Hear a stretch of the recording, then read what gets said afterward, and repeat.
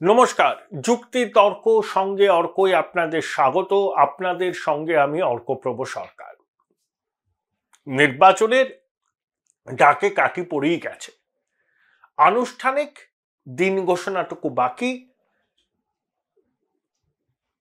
আপনার মার্চ মাসের দ্বিতীয় সপ্তাহের মধ্যে নির্বাচনের দিন ঘোষণা হবে। তার আগে নির্বাচন কমিশনের ফুল বেঞ্চ রাজ্যে সফরে আসবেন এবং 920 কোম্পানি কেন্দ্রীয় বাহিনী মোতায়েন হবে। রাজ্যের সর্বত্র ভারী বুটের আওয়াজ পাওয়া যাবে। প্রার্থী তালিকা কি হবে, তৃণমূলের, বিজেপির, বাম কংগ্রেস জোট হবে কি হবে না, সেলিম রায়গঞ্জে দাঁড়াবেন কিনা, বহরমপুরে বামরা কি প্রার্থী দেবে কি নাকি আগের বারের মতো দেবেন না, ইত্যাদি এইসব নিয়ে জল্পনা কল্পনা চলছে। রাজ্যের প্রধান বিরোধী দল, কেন্দ্রের শাসক দল বিজেপির প্রার্থী তালিকায় কি চমক থাকবে? হ্যাঁ, থাকবে। প্রথমে আসানসোলে সম্ভবত গায়ক কৈলাস খেরকে বিজেপি প্রার্থী করবে। কৈলাস খেরের পরিচয় নতুন করে তো দেওয়ার কোনো দরকার নেই। তিনি বিজেপির শীর্ষ নেতৃত্বের ঘনিষ্ঠ। এই যে রাম জন্মভূমিকে কেন্দ্র করে তিনি অনেকগুলি রাম ভজন গেয়েছেন। ওর একটা গান আমার খুব ভাল লাগে, সুবহান আল্লাহ বলে। আর ওখানে বিহারী বাবু শত্রুঘ্ন সিনহাকে চ্যালেঞ্জ ছুটতে ঠিক রাজনৈতিক জগতের মুখের উপর ভরসা রাখতে চাইছে না বিজেপি। সেই জন্য কৈলাস খেরের কথা তাদের বিবেচনার মধ্যে আছে, যদিও জিতেন্দ্র তিওয়ারির নামও কিন্তু শোনা যাচ্ছে। এবার আসুন ব্যারাকপুর। ব্যারাকপুরে অর্জুন সিংকে তৃণমূল টিকিট দেবে না। যদি মমতা বন্দ্যোপাধ্যায় অর্জুন সিংকে কোনো কেন্দ্র থেকে দাঁড় করাতে চান, তাহলে অন্য কোনো কেন্দ্রে তাকে পাঠাতে পারেন, তার সম্ভাবনা কম। তৃণমূলের একটা অংশ, পার্থ ভৌমিক, সোমনাথ শ্যামরা চাইছিলেন অর্জুন সিংকে আসানসোলে পাঠাতে আর শত্রুঘ্ন সিনহাকে ব্যারাকপুরে নিয়ে আসতে, কিন্তু আমার মনে হয় সুদূর, এটা খুবই খুবই এই কল্পনা বাস্তবে মিলবে বলে মনে হয় না। বিজেপি সেখানে দীনেশ ত্রিবেদীকেও প্রার্থী করতে পারে, বা বাইরে থেকে কাউকে আনতে পারে, বা অর্জুনের ছেলে পাবন সিংকেও প্রার্থী করতে পারে, শোনা যাচ্ছে। কিন্তু দীনেশ দা এবার সেখানে প্রার্থী হওয়ার সম্ভাবনা উজ্জ্বল। ইতিমধ্যে মোদিজির যে ডিজিটাল ইন্ডিয়া ক্যাম্পেন হচ্ছে, সেই ক্যাম্পেনের অনেকটা দীনেশ ত্রিবেদী দেখেন, দিল্লিতেই থাকেন। তার কিন্তু ওখানে ক্যাবিনেট স্ট্যাটাস রয়েছে এবং দিল্লিতে তিনি তার বাংলোটাকে রেখে দিতে পেরেছেন।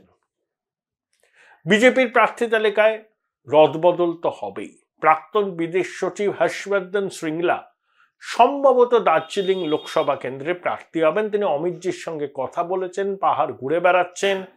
পাহাড়ে বিনিয়োগ টানতে শ্রীংলা সিআইআই এর সঙ্গে, অন্যান্য প্রতিষ্ঠানের সঙ্গে উদ্যোগ নিচ্ছেন। সেখানে জব ফেয়ার করেছেন নিজের উদ্যোগে। শোনা যাচ্ছে যে কেন্দ্রে নরেন্দ্র মোদী সরকার আবার আসলে, যার সম্ভাবনা প্রবল, হর্ষবর্ধন শ্রীংলাকে বিদেশ মন্ত্রী করা হবে এবং এস জয়শঙ্করকে নিয়ে আসা হবে ন্যাশনাল সিকিউরিটি অ্যাডভাইজার, এবং অজিত দোভালকে অন্য কোনো দায়িত্ব দেওয়া হবে। এর কারণ এই নয় যে এস জয়শঙ্করের উপর প্রধানমন্ত্রী ক্ষুব্ধ, অসন্তুষ্ট, একদমই নয়। প্রধানমন্ত্রী চাইছেন তিনি থাকুন, কিন্তু এস জয়শঙ্কর এবং তার পরিবার বলছেন যে এত ট্রাভেল করতে হচ্ছে, তার বডি মেকানিজম আর পারমিট করছে না। ধরুন দিল্লি থেকে তিনি কোনো দেশে যাবেন, দিল্লিতে প্লেনে চাপলেন, তখন সেখানে রোদ দিনের বেলা, আর যেখানে ডেস্টিনেশনে পৌঁছলেন তখন সেখানে রাত্রি। অর্থাৎ বডি মেকানিজম নিতে পারছে না, প্রত্যেকেরই বয়স হচ্ছে। তাই অত ট্রাভেল থাকবে না, অত ট্রাভেল শিডিউল থাকবে না সেরকম একটা জায়গায়, সে যেমন ন্যাশনাল সিকিউরিটি অ্যাডভাইজার। আর অজিত দোভালকে অন্য কোনো গুরুত্বপূর্ণ দপ্তরে নিয়ে আসা হবে, এরকম একটা পরিকল্পনা আছে। বিজেপির 2-3 সিটিং এমপি টিকিট পাবেন না। সম্ভবত রায়গঞ্জের দেবশ্রী চৌধুরী পাবেন না, জন বার্লার টিকিট পাওয়ার সম্ভাবনা কম, ডক্টর সুভাষ সরকারের সম্পর্কে আমার ধারণা নেই, কিন্তু যেভাবে তিনি পার্টির কর্মীদের দ্বারা ঘরে বন্দী ছিলেন, তাকে শেষ পর্যন্ত উদ্ধার করতে হয়েছিল নিজের দলের কর্মী সমর্থকদের বিক্ষোভের মুখ থেকে, তা বিজেপির শীর্ষ নেতৃত্ব বিষয়টাকে মোটেই ভালোভাবে দেখেননি। এটা সাংসদের গ্রহণযোগ্যতার অভাব রয়েছে বলেই তারা মনে করেন। কলকাতা উত্তর, কলকাতা দক্ষিণ, এই দুটো কেন্দ্রের নজর কিন্তু এবার বিজেপির। Join Indian Institute of Hotel Management now. Right choice, right decision. Kolkata দক্ষিণে বিজেপি যদি একজন জবরদস্ত প্রার্থী দাঁড় করাতে পারে, তাকে সবসময় কোনো রাজনৈতিক ব্যাকগ্রাউন্ডের লোক হতে হবে তা না, কিন্তু স্বচ্ছ ভাবমূর্তি, এটা দেশের সরকার নির্বাচন, তো সেই রকম একজন লোক যিনি সংসদে বলিয়ে কইয়ে হতে পারবেন এবং তার একটা পেডিগ্রিয়ান প্রোফাইল আছে, দারুণ লড়াই দেবে দক্ষিণ কলকাতায়। আর উত্তর কলকাতায় বিজেপি কিন্তু চমক দেবে। যে নাম বাজারে ঘুরে বেড়াচ্ছে বিজেপির প্রার্থী হিসাবে, আমার মনে হয় এদের কেউ শেষ পর্যন্ত প্রার্থী হবে না। বড় চমক দেবে বিজেপি প্রার্থী হিসাবে উত্তর কলকাতায়, এবং সেখানে সুদীপ বাবুর সঙ্গে চোখে চোখ লেখে লড়াই করবেন বিজেপির সেই প্রার্থী।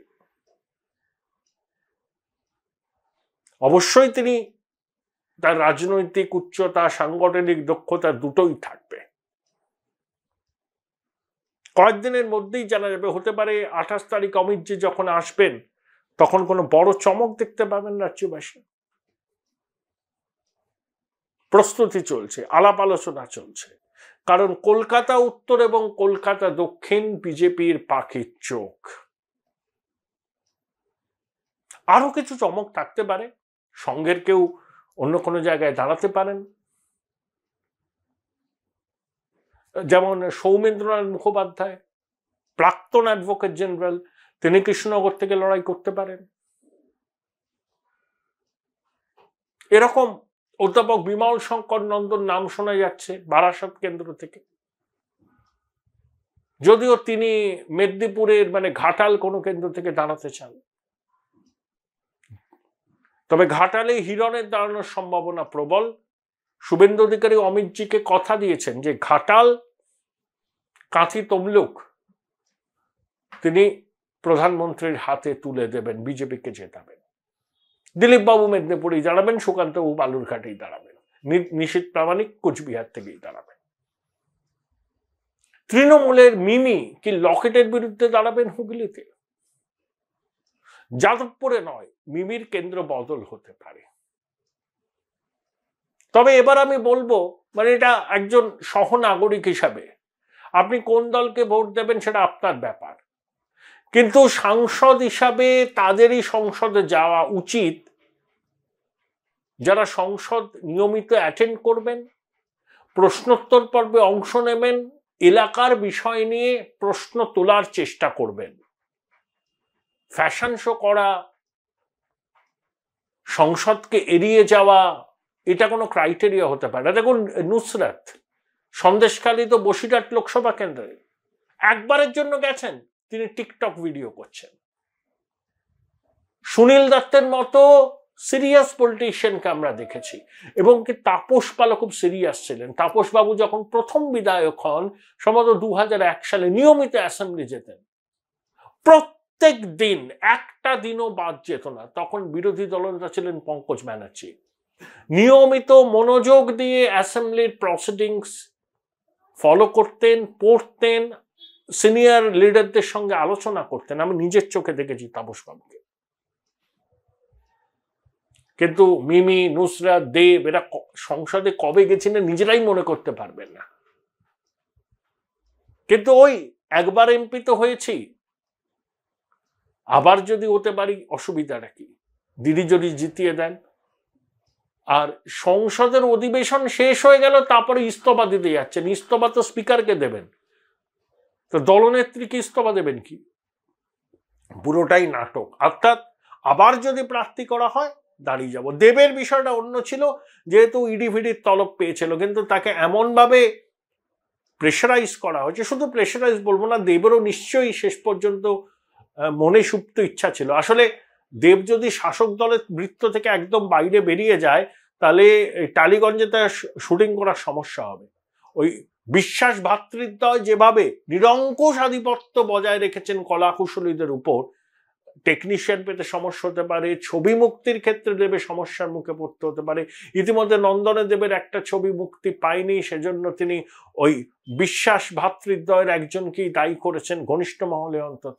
তাই নিজের পেশাকে টিকিয়ে রাখতে, নিজের ছবি মুক্তি যাতে ঠিকভাবে হয়, শুটিং করলে যাতে কলাকুশলীদের পাওয়া যায়, এইসব মাথায় রেখেই দেব সম্মতি দিয়েছেন যে ঘাটাল থেকে প্রার্থী হবেন। মিমিদের ক্ষেত্রেও সেটা হতে পারে, তবে যাদবপুর নয়, তাকে সম্ভবত গঙ্গার পশ্চিম পারে দেয়া হতে পারে, লকেটের বিরুদ্ধে দাঁড় করানো হতে পারে। তাই দুদলের প্রার্থী তালিকায় চমক থাকছে।